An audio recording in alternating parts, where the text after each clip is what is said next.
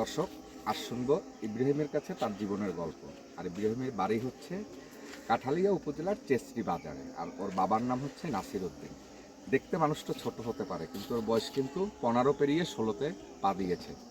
তো আসলে ইব্রাহিমের এই যে শারীরিক প্রতিবন্ধিতা বা এই যে ইব্রাহিমের আজকের অবস্থান এ সম্পর্কে ওর মুখ থেকে কিছু শোনার চেষ্টা করব। আচ্ছা, তোমার নাম কি?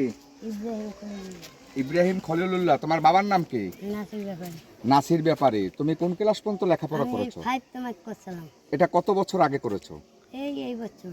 তারপরে লেখাপড়া কেন বাদ দিলে? বাদ দিয়েছি, পড়ালেখা করতেই চান না। কাম কাজ করি। তোমার বাবা কি করে? বাসের হেল্পার। তো তোমার বয়স 15 থেকে পেরিয়ে 16-তে পা দিলে, তো দেখতে মনে হচ্ছে তোমাকে 5 থেকে 7 বছরের একটা বাচ্চা। তো এই যে শারীরিক প্রতিবন্ধিতা, তোমার এই যে অবস্থা, আসলে এটা কিসের জন্য? কত বছর বয়স থেকে? ছোটকাল হচ্ছে একালে লেদা থাকতে এরকমের আমার। এই রকমের।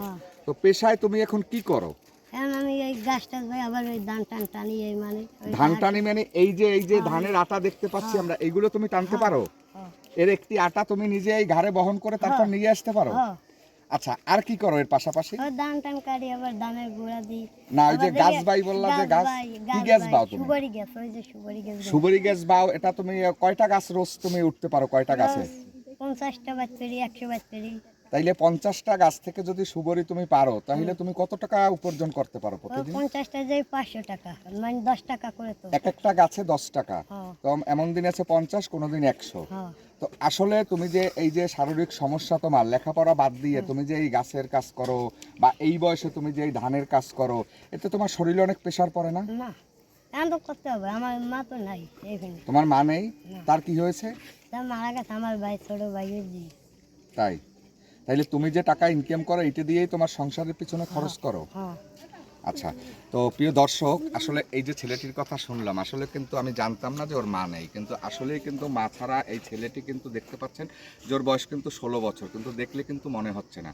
আসলে আমাদের সমাজে এই ধরনের অবহেলিত কিছু শিশু রয়েছে, যাদের আমরা খোঁজ নেই না, বা যাদের আমরা পাশে দেখলে তাদেরকে আমরা কিন্তু দূরে তাড়িয়ে দেই, বা তাদেরকে কিন্তু আমরা তাদের জীবন সম্পর্কে জানার চেষ্টা করি না।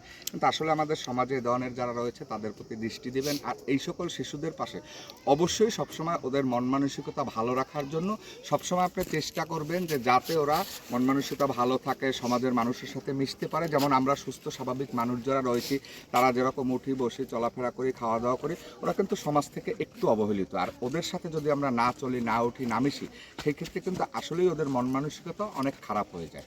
তো এই ছেলেটির জন্য দোয়া এবং ভালোবাসা রইল, সবসময় জানি আল্লাহ পাককে ভালো রাখে। আর যেহেতু ওর মা নেই, শারীরিক প্রতিবন্ধিতা, আসলে এই ছেলেটার জন্য আমি অন্তর থেকে দোয়া করি, এবং সেই সাথে ও যেন সার্বক্ষণিক নিজেকে কর্মব্যস্ততায় রাখতে পারে, এবং মহান রব্বুল আলামিন ওকে যেন সামনে কোনো বিপদ না দেয়, এই দোয়াই করে। তো তুমি কি খাবা এখন?